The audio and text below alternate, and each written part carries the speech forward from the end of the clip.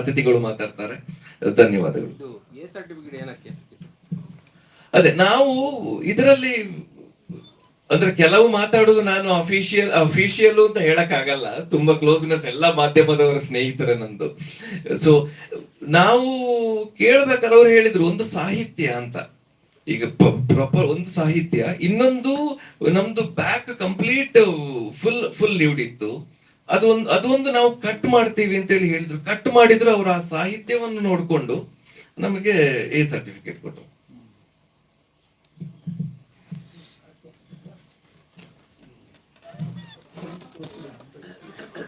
Yogesh master ಅವರು ಎರಡು ಮಾತಾಡ್ಬೇಕು.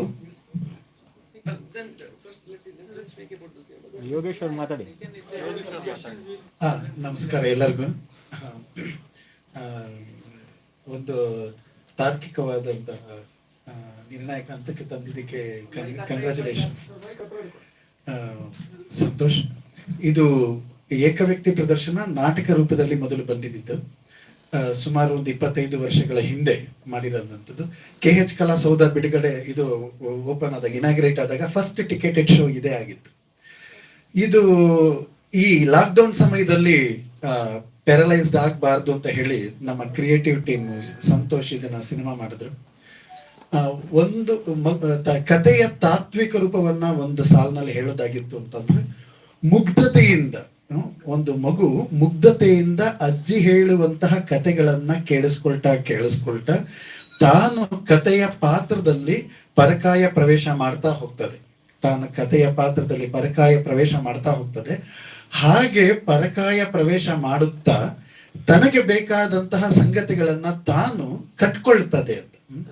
ಈಗ ಅದು ನಿಮ್ಗೆಲ್ಲರಿಗೂ ಗೊತ್ತಿರುತ್ತೆ ಯಾಕೆ ಈ ಹೀರೋ ವರ್ಷಿಪ್ ಆಗ್ತದೆ, ಯಾಕೆ ಸಿನಿಮಾಗಳು, ಕಥೆಗಳು, ಕಾವ್ಯಗಳು ಹೇಗೆ ಮನುಷ್ಯನ ಮನಸ್ಸಿನ ಮೇಲೆ ಬಹಳ ಗಂಭೀರವಾದಂತಹ ಮತ್ತು ಲಾಂಗ್ ಸ್ಟ್ಯಾಂಡಿಂಗ್ ಪರಿಣಾಮಗಳನ್ನ ಬೀರ್ತವೆ ಅಂತ ಅನ್ನೋದನ್ನ ಇದು ಒಂದು ರೀತಿಯಲ್ಲಿ ಹೇಳ್ತಾ ಹೋಗ್ತದೆ. ಅದು ಒಂದು. ಇನ್ನ ಏಕವ್ಯಕ್ತಿ ನಟನಾಗಿ ನಾನು ಎದುರಿಸಿದಂತಹ ಚಾಲೆಂಜ್ಗಳು ಅಂತ ಅಂದ್ರೆ, ಅಫ್ಕೋರ್ಸ್ ಅದು ಬರೀ ಅಪಿಯರೆನ್ಸ್ ಮಾತ್ರವೇ ಅಲ್ಲದೆ ಧ್ವನಿ, ಹಾವ ಭಾವ ಎಲ್ಲವನ್ನ ಕೂಡ ಬದಲಾಯಿಸುವಂತಹ ಚಾಲೆಂಜಿಂಗ್ ಇತ್ತು.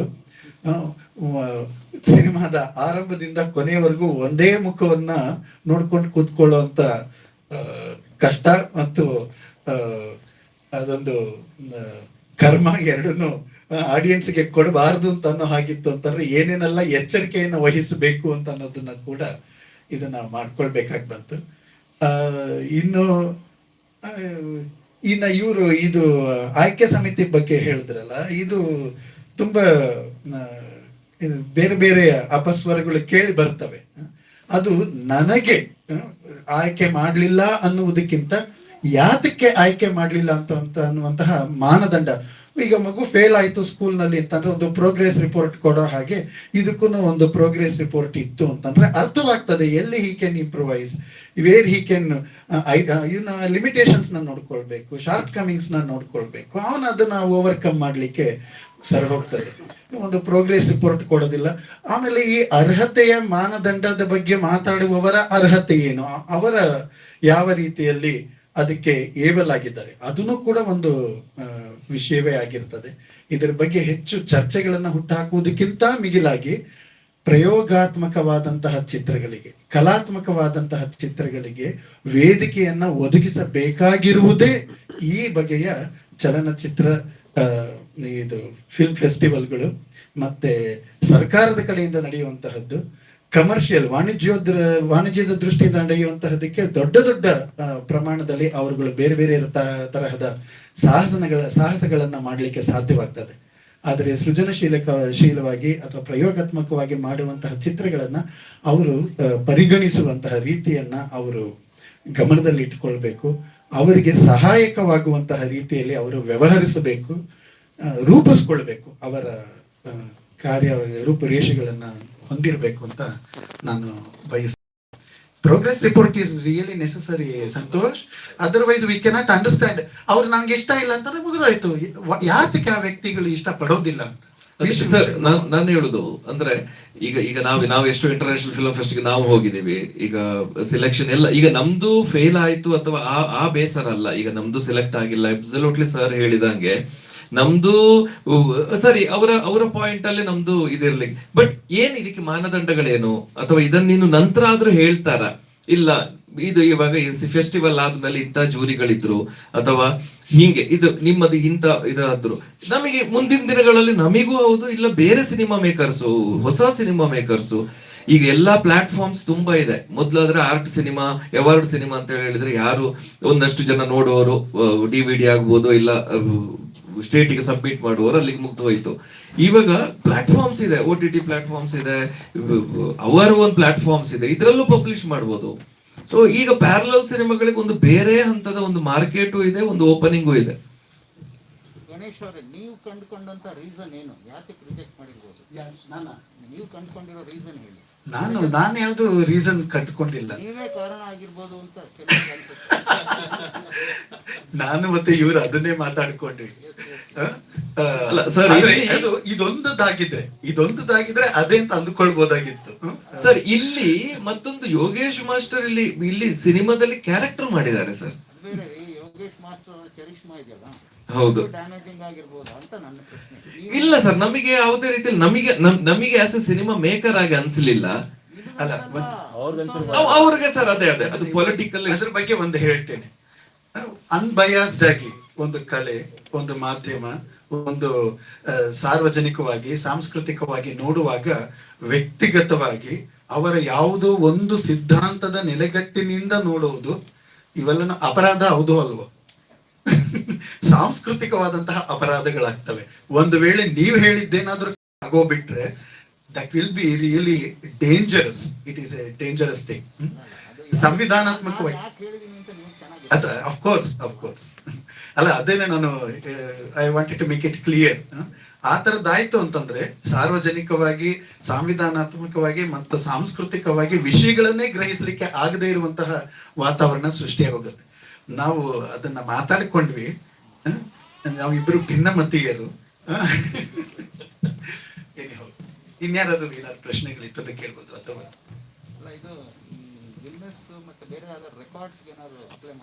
ಹೌದು ಸರ್, ಇದು ಇಂಡಿಯಾ ಬುಕ್ ಆಫ್ ರೆಕಾರ್ಡ್ ಅಲ್ಲಿ ಕ್ವಾಲಿಫೈ ಆಗಿದೆ. ಲಿಂಕಾ ಬುಕ್ ಆಫ್ ರೆಕಾರ್ಡ್ ಅಲ್ಲಿ ಲಾಸ್ಟ್ ವೀಕ್ ಮೇಲ್ ಬಂತು, ನೀವೆಲ್ಲ ಕಳಿಸಿ ಅಂತ, ಕಳಿಸಿದೀವಿ. ಏಷ್ಯಾ ಬುಕ್ ಆಫ್ ರೆಕಾರ್ಡ್ ಅಲ್ಲಿ ಕ್ವಾಲಿಫೈ ಆಗಿದೆ. ಅಂದ್ರೆ ಇಲ್ಲಿವರೆಗೆ 24 ಕ್ಯಾರೆಕ್ಟರ್, ಇನ್ನೊಂದು ಈ ಎಲ್ಲೂ ಓವರ್ಲ್ಯಾಪ್ ಆಗಲ್ಲ. ಇದು ನಾವು ಸಿನಿಮಾ ಮಾಡಬೇಕಾದ್ರೇನೆ ಇವರು ಏಕವ್ಯಕ್ತಿ ಪ್ರದರ್ಶನ ಮಾಡಿದ್ರು ಈಗ ಥಿಯೇಟರ್ ಅಲ್ಲಿ, ಅದೇ ಸೇಮ್ ಫೀಲ್ ನಾವು ಸಿನಿಮ್ಯಾಟಿಕಲಿ ಕೊಡಬೇಕು ಅಂತ. ಸೊ ಅಲ್ಲಿ ಏಕವ್ಯಕ್ತಿ ಪ್ರದರ್ಶನ ಮಾಡ್ಬೇಕಾದ್ರೆ ಅವರು ಇದು ಏನು, ಇವಾಗ ಈ ಕಡೆ ಇದ್ರೆ ರಾಜ, ಆ ಕಡೆ ಇದ್ರೆ ರಾಣಿ ಅಂತ ಇದ್ರೆ, ಇದರಲ್ಲಿ proper with appearance, cinematic, background score, lights, ಈ ಇಫೆಕ್ಟ್ ಅಲ್ಲಿ ತಗೊಂಡು ನಾವು ಎನ್ಹಾನ್ಸ್ ಮಾಡಿದೀವಿ ಸರ್. ಇದರಲ್ಲಿ ಇಲ್ಲ ಸರ್, ಇಲ್ಲ, ಯಾರು ಮಾಡಿಲ್ಲ. ಒಬ್ಬ ಮಲಯಾಳದಲ್ಲಿ ಒಬ್ಬ ಸಿನಿಮಾ, ಒಂದು ಪ್ರೊಡಕ್ಷನ್ ಹೌಸ್ ಮಾಡಿತ್ತು, ಒಬ್ಬ actor 42 character, but along with other actors. So this is ಹೌದು ಸರ್, ಇದು 15 ಫಿಲಂ ಫೆಸ್ಟಿವಲ್, ಇವಾಗ ಮಕಾವ್ ಇರ್ಲಿ, ಫ್ಲೋರಿಡಾ ಇರ್ಲಿ, ಎಲ್ಲ ರೆಕಾಗ್ನೈಸ್ ಆಗಿದೆ ಆಸ್ ಎಕ್ಸ್ಪೆರಿಮೆಂಟಲ್ ಸಿನಿಮಾ. ಅದೇ ಈ ಕೆಲವು ಸಣ್ಣ ಡಿಫ್ರೆನ್ಶಿಯೇಟ್ ಗೊತ್ತಿರಲ್ಲ. ಈಗ ಇದನ್ನು ಬೆಸ್ಟ್ ಫೀಚರ್ ಫಿಲ್ಮ್, ನಾವು ಬೆಸ್ಟ್ ಫೀಚರ್ ಫಿಲಮ್ ಅಂತ ಕೇಳ್ತಾ ಇಲ್ಲ, ನಾವು ಕೇಳಿದಲ್ಲ ಸರ್, ನಾವು ಎಕ್ಸ್ಪೆರಿಮೆಂಟಲ್ ಸಿನಿಮಾ ಕೇಳಿದ್ದು, as A production cinema, production ಅಲ್ಲಿ ಕೇಳಿದ್ದು ಕ್ವಾಲಿಫೈ ಆಗೋದು, ಬಿಕಾಸ್ ಆ ಮಾನದಂಡಗಳನ್ನ ಆಸ್ ಎ ಆಕ್ಟರ್ ಕೇಳಿದ್ದು, ಅಂಡ್ ಸೌಂಡ್ ಡಿಸೈನಿಂಗ್ ಕೇಳಿದ್ದು. ಸೊ ಹಿಂಗೆ ಜನರಿಗೆ ತೋರಿಸ್ತೀರಿ. ಅದೇ ಇವಾಗ ನಮ್ಗೊಂದು ಸಣ್ಣ ಚಾಲೆಂಜ್ ಆಗಿದೆ. ಈಗ ನಮಗೆ ಬೇರೆ ಬೇರೆ ಪ್ಲಾಟ್ಫಾರ್ಮ್ಸ್ ಇದೆ, ಅದು ಸರ್ ಮಾತಾಡ್ತಾರೆ. ಆದಷ್ಟು ಬೇಗ ನಾವು ಇದರ ಸಾಂಗ್, ಈಗ ನಾನು ಇಲ್ಲಿ ನಾವು ಸಾಂಗ್ ಹಾಕಿದ್ದು ಸಿನಿಮಾದಲ್ಲಿ ಸಾಂಗ್ ಹೆಂಗಿದೆ ಅಂತ ನಮ್ಮ ಮೀಡಿಯಾ ಸ್ನೇಹಿತರಿಗೆ ಮಾತ್ರ, ಇದನ್ನ ಇವಾಗ ರಿಲೀಸ್ ಮಾಡ್ತಾ ಇಲ್ಲ. ಇವತ್ತೀಗ A2 ಮ್ಯೂಸಿಕ್ ಯೂಟ್ಯೂಬ್ ಚಾನಲ್ ಅಲ್ಲಿ ಟ್ರೈಲರ್ ಲಾಂಚ್ ಆಗಿದೆ, ಇವಾಗ ಲಿಂಕ್ ಸಿಗುತ್ತೆ A2 ಮ್ಯೂಸಿಕ್ ಅಲ್ಲಿ. ಆಮೇಲೆ ಇನ್ನೊಂದು 2 ವೀಕ್ಸ್ ಇಂದ ಮ್ಯೂಸಿಕ್ ಶುರು ಮಾಡ್ತೀವಿ, ಲಿರಿಕಲ್ ವಿಡಿಯೋ, ದೆನ್ ಎಲ್ಲ ಜೂಕ್ ಬಾಕ್ಸ್ ಬರುತ್ತೆ. ಆದಷ್ಟು ಬೇಗ ಜನರಿಗೆ ತಲುಪಿಸ್ತೀವಿ ಸರ್. ನಮ್ಮ ಟೀಮ್ ಇಂದ ಸರ್ OTT ಪ್ಲಾಟ್ಫಾರ್ಮ್ ಇಂಥ ಸಿನಿಮಾಗಳು ಬೆಸ್ಟ್ ಅಂತ. ಹೌದು, OTT ಅಲ್ಲಿ ಅವರಿಗೆ ಕೆಲವು OTT ಗೆ ಸರ್ ಅವರ ಮಾನದಂಡಗಳು ಇರುತ್ತೆ. ಈಗ ನಾವು ಹಿಂಗ ಸಿನಿಮಾ ಮಾಡ್ಬಿಟ್ಟು OTT ತಗೊಳ್ಳಲ್ಲ ಅಂತ ಹೇಳ್ತೀವಿ, ಹ, ಮಾತಾಡ್ತಾರೆ ಸರ್. ಮತ್ತೊಂದೇನು, ಅವ್ರಗಳಿಗೆ ಅವರ ಮಾನದಂಡಗಳು ಇರುತ್ತೆ. ಅದೇ ಇದನ್ನು ಅದೇ ಸರ್ ಬಗ್ಗೆ ಹೇಳೋದಿದ್ರೆ, ಕೆನಡಾ, ದುಬೈ, ಬೆಂಗಳೂರು, ಇಲ್ಲಿ ಲಾಸ್ಟ್ ಒಂದು 20 ವರ್ಷಗಳಿಂದ ಎಷ್ಟೋ ಟಿವಿ ಕಮರ್ಷಿಯಲ್ಸ್, ಕಾರ್ಪೊರೇಟ್ ಫಿಲ್ಮ್ಸ್ ಮಾಡಿದ್ದಾರೆ. Is basically director, technical director, composer. Indian Music Labs ಅಂತ ಒಂದು ಪ್ಲಾಟ್ಫಾರ್ಮ್ ಇದು, ಡೈರೆಕ್ಟರ್, ಕ್ರಿಯೇಟರ್. ಆಮೇಲೆ Indian Times Daily, Canada, Dubai, ಇದ್ರದ್ದು director, same news publishing. So sir ಅದೇ ಈ ಒಂದಷ್ಟು ಫ್ಯೂಚರ್ ಪ್ಲಾನ್ ಇಟ್ಕೊಂಡಿದೀವಿ, ಸರ್ ಮಾತಾಡ್ತಾರೆ. I can speak in English or I can speak in Hindi. I can understand a little Kannada. But all that Santosh said just now about me has no meaning. The only meaning is that I know him for the past 20 years and he started his career along with me on my productions. That is my relation with him. And he showed me the film. And the one thing that I want to say to begin with on this is that I think all of you will agree the production has to be complemented 100%. Yogesh has to be complemented beyond compare. And there's a makeup artist who we are missing, who I would love to meet right now. We wanted to ask his name. If he's not available. ಏನು ಅವ್ರ ಹೆಸರು? And the two people who have contributed in this particular production, and I want to explain to you, you're all reporters, you're all behind the camera most of the time, you understand its difficulties, but still I want to English में बोलूं, हिंदी में बोलूं, क्या comfortable है? English is okay. So the styling of 24 characters, apart, leave Yogesh, he has to get into the voice, he has to get into the character. I'm talking of the team behind, the makeup, the styling, otherwise he doesn't get into the character. Now comes the different technical part which separates this film from every other film in the world that you would have ever seen. Is that the point of view is only one character. Means you never have the support of a second character. Never. There is never a frame which has two people in the single frame. So cinematically, I want to congratulate the cinematographer who knows that particular point of view, that if this reaction is going to come from here to there, he has to be left of camera, right of camera, how close, how far. That is the biggest challenge. If you have another character, there is no problem. You have to shoot behind one shoulder, you know it. But our sending to the husband, so the husband was here last time, this point has to be blocked. Now this is the point of view of the girl. That has been his difficulty. It has never happened before. We always say, ये look है यहाँ पे कर दो, ये look है यहाँ पे कर दो. यहाँ पे कैरेक्टर ही नहीं है. So 24 times you have to imagine that for every character that is changing. Understand not the camera on off difficulty. Understand the cinematic framing difficulty. The second difficulty is of the editor.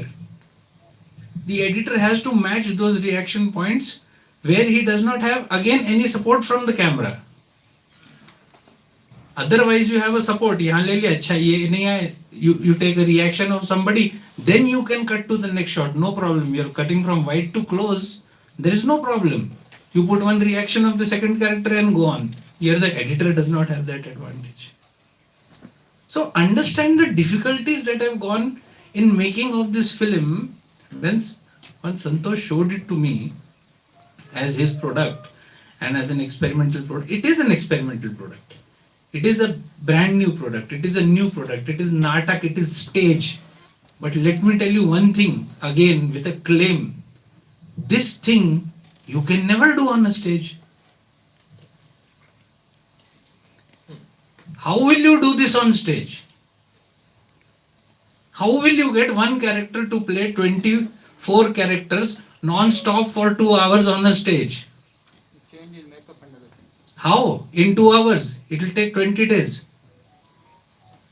How will you make a play out of this? We are saying we are making a movie out of a play. I am saying how will you make a play out of this movie? If this was supposed to be one character, how can it be done on stage? It can never be done. What does that mean? This is the step which is the graduation of classical theatre into movie. Are you getting what I'm trying to say? This is a play. This is stage. This is written. Like the greatness of Shakespeare, like the greatness of how we adopted it from Tagore, this is supposed to be a play. It is supposed to be a play which can never be a play. It is a play which has to be, if rendered visually, it has to be rendered in cinema, and that is the effort that Santosh has done and that his Yogesh has done, and I think you should clap them for it. Apart from the balance of what the team has been doing and that I expressed about. So, I see cinema with that perspective. When Santosh shows me a cinema, I have to see what has gone in it from the script level up till its finished promo level. So I just see it on that way. The other thing that I want to comment upon, because I heard something that I think Santosh is a little sad that he didn't get into some award or some entry to a festival. Entry itself. Entry into one particular festival. So Santosh, let me remind you, respect the entire jury always. Yes. I will do that, and I think everybody should do that. If we have not, or if your film has not got into there, let us be sure of one thing: there is something wrong with us, because we are not able to penetrate into their mind. After all, they are also audience. Jury is also a human. They are also audience. What is their judgment? We have not been able to penetrate into their mind. It's okay, there is no problem. I want to just talk about a few awards in life. In case you have some sadness in it, take it off. The first 4 films of Mahesh Bhatt were never released. Forget award. The first 4 films made by Mr. Mahesh Bhatt never saw a screen. Never. His 5th film was the film which got released. Number 1. Number 2, have you heard the name of R.D. Burman? In case somebody has not, we'll meet outside. Look, from his first film Chote Nawab, Ghar Aaja, Ghiraye, up till Amar Prem, Chingari Koi Bhadke, etc., etc., etc. Song. After 24 years of his career as R.D. Burman, why does Amir Khan not go to take an award? Yes. I have said a few things which are differentiators in the kind of cinema that you are trying to create, also the kind of projection from theatre from here. For example, I have a little background here on the Kannada setup. I moved here long time back, but I've been operating a lot in Bombay and other places as well. So it really Gunda. He's my chota Gunda. Pavna has also acted for me in some of my commercials while she was acting and anchoring. I know the family since they were not married, they were kids, they were assistants. So that's how I'm that close to Santosh, and that's how I can so candidly speak to him on a forum without any briefing, or I've not even been told what to say or what's happening. He's just sir, आपने वो film देखा था, आज उसका launch है, आप आ जाओ. It's okay. No, anyway, I was on the part of, I think, awards on the last basis as to how Mahesh Bhatt never got it for a whole long time, and R.D. Burman got it not for his best work ever. Not for Sanam Teri Kasam is not his best work. It is very good work because he can't do any bad work, but it is not his best work. But he just waited for it. It's okay. Everybody else was winning it. Amir Khan, that's why, doesn't go for any award ceremonies. So keep this whole setup behind. One very important thing, when I moved into Bangalore many years back, I was a huge fan of Shankar Nag. Huge fan. I was a huge fan of Malgudi days. And I came to know, I went to the studio where this was recorded and this was produced. It was Shankar's studio. I do not know how many of it. Only for the simple reason that Malgudi Days was produced here. Shankar worked here. And this is where creations of that sort happen. It was a television serial which is shot on 35mm at that given point of time for Doordarshan. One of the most respected films that I think I have seen in my life, which was at that given point of time, was Utsav, which was halfway rejected as to be probably semi-porn or a conversion or a comical characterization of Vatsayan, in which you see Shankar and you understand what art is. In which Lakshmikant Pyarelal, who used 150 musicians in every song of theirs, used 13 musicians. It is my respect for Girish Karnad, whose plays have monologues of that particular level. Point I am trying to make is, other language cinema or national cinema or international cinema or Hindi cinema has been accepting this, which has been very good work even from the Kannada industry, the Tamil industry, Priyadarshan from the Malayalam industry. ಒಂದಾನೊಂದು ಒಬ್ಬ ರಾಜ ಇದ್ದ. ಈ title ನಾನು ನಿನ್ನೆ Facebook WhatsApp ಅಲ್ಲಿ ನೋಡ್ತಾ ಇದ್ದಂಗೆ ನನ್ಗೆ ಒಂದು ಖುಷಿ ಆಯ್ತು.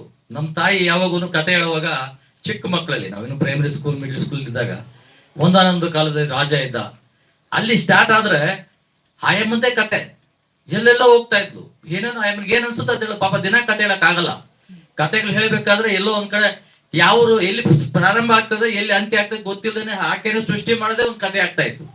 ನನಗೆ ಅದು ಚಿತ್ರ, ಅದು ಟೈಟಲ್ ನೋಡಿ ಖುಷಿ ಆಯ್ತು. ಯೋಗೇಶ್ ಮಾಸ್ಟ್ರು ಅಂತವರು, ಸಂತೋಷ್ ಅಂತವರು ಇದೆಲ್ಲ ಈ ಸಿನಿಮಾ ಬಗ್ಗೆ ಮಾಡ್ತಾ ಇದಾರೆ, ಏನಾದ್ರು ಕುತೂಹಲ ಇರುತ್ತೆ ಅಂತ ನಾನು ಇವತ್ತು ನೋಡಕ್ ಬಂದೆ. ನಾವೆಲ್ಲ ಸಿನಿಮಾ ಫೀಲ್ಡ್ ಅವರೆಲ್ಲ, ನಮ್ದು ಸಾಮಾಜಿಕ ನ್ಯಾಯ ದೃಷ್ಟಿ, ಸಮಾಜದ ಏನ್ ಕಷ್ಟಗಳಿದಾವೆ, ಈ ತುಳಿತಕ್ಕೊಳ್ಪಟ್ಟಂತ ಸಮಾಜಕ್ಕೆ ಏನ್ ನ್ಯಾಯ ಕೊಡ್ಬೇಕು, ಆ ದಿಕ್ಕಿನಲ್ಲಿ ಏನ್ ಮಾಡ್ಬೋದು ಅಂತ ನಮ್ ಚಿಂತೆಗಳು ಇರ್ತವೆ. ಇವತ್ತು ನಾನು ಈ ಸಿನಿಮಾ ನೋಡ್ತಾ ಇದ್ದಾಗ ಆ ಪಾತ್ರಗಳ ಹಿನ್ನೆಲೆ ಇದ್ದಂತ ನಿರ್ದೇಶನ, ಅದ್ರ ಹಿನ್ನೆಲೆ ಇದ್ದಂತ ಸಂಗೀತ, ಅದ್ರಲ್ಲಿದ್ದಂತ ಒಂದು ವಿಶೇಷವಾದಂತ ಗಾಂಭೀರ್ಯವಾದಂತ ವಿಚಾರಗಳನ್ನ ನೋಡ್ತಾ ಇದ್ರೆ ನಮ್ಗೆ ಸ್ವಲ್ಪ ತುಣುಕು ಕಾಣಿಸಿರ್ಬೋದು. ಆದ್ರೆ ಈ ಚಿತ್ರ ಒಂದು ಅದ್ಭುತವಾದಂತ ಪ್ರಯೋಗ. 24 ಪಾತ್ರಗಳಲ್ಲಿ ಯೋಗೇಶ್ ಮಾಸ್ಟರ್ ಮಾಡಿರ್ತಕ್ಕಂಥದ್ದು ಒಂದು ವಿಶೇಷವಾದಂತ ಒಂದು ವಿಚಾರಗಳನ್ನ ನಾವು ಕಂಡ್ಕೊಂಡಿದ್ವಿ. ಈ ತರದ ಒಂದು ವಿಶೇಷವಾದಂತ ಚಿತ್ರನ ನೋಡ್ತಕ್ಕಂತ ಕೆಲಸ ಇವತ್ತು ನನಗೂ ಸಿಕ್ಕಿದ್ದು ಒಂದು ಸೌಭಾಗ್ಯ ಅಂತ ಭಾವಿಸ್ತೇನೆ. ಈ ಚಿತ್ರ ಯಶಸ್ವಿ ಆಗ್ಲಿ. ಆಮೇಲೆ ಸಿನಿಮಾ ಚಲನಚಿತ್ರ ಫೆಸ್ಟಿವಲ್ಗಳಲ್ಲಿ, ಚಲನಚಿತ್ರೋತ್ಸವಗಳಲ್ಲಿ ಆಯ್ಕೆ ಆಗಿಲ್ಲ ಅಂತಕ್ಕಂಥ ಒಂದು ಕೊರಗು ನಿರ್ದೇಶಕರಿಗೂ ಮತ್ತು ಪಾತ್ರಧಾರಿ ಆಗಿರ್ತಕ್ಕಂಥ ಯೋಗೇಶ್ ಮಾಸ್ಟರ್ ಮತ್ತೆ ಎಲ್ಲ ತಂಡಕ್ಕೂ ಇದೆ. ಆದ್ರೆ ಅದಕ್ಕಿಂತ ಮುಖ್ಯವಾಗಿ ಈ ಸಿನಿಮಾ ಇನ್ನಷ್ಟು ಜನ ನೋಡುವಂಥದ್ದಾಗ್ಬೇಕು, ಮತ್ತೆ ಜನಕ್ಕೆ ಒಂದು ಒಳ್ಳೆ ಮೆಸೇಜ್ ಇದೆ. 24 ಪಾತ್ರಗಳನ್ನ ಏಕ ವ್ಯಕ್ತಿ ಮಾಡ್ತಕ್ಕಂಥದ್ದು, ಡಿಫ್ರೆಂಟ್ ಆಂಗಲ್ ಮಾಡ್ತಕ್ಕಂಥದ್ದು ವಿಶೇಷ ಸನ್ನಿವೇಶಗಳನ್ನ ನಾನು ಸಂತೋಷ ಆಗಿದೆ. ಈ ಸಿನಿಮಾ ಯಶಸ್ವಿ ಆಗಲಿ ಅಂತ ನಾನು ಶುಭ ಹಾರೈಸ್ತೇನೆ. ಧನ್ಯವಾದಗಳು. ಅದು ಏನು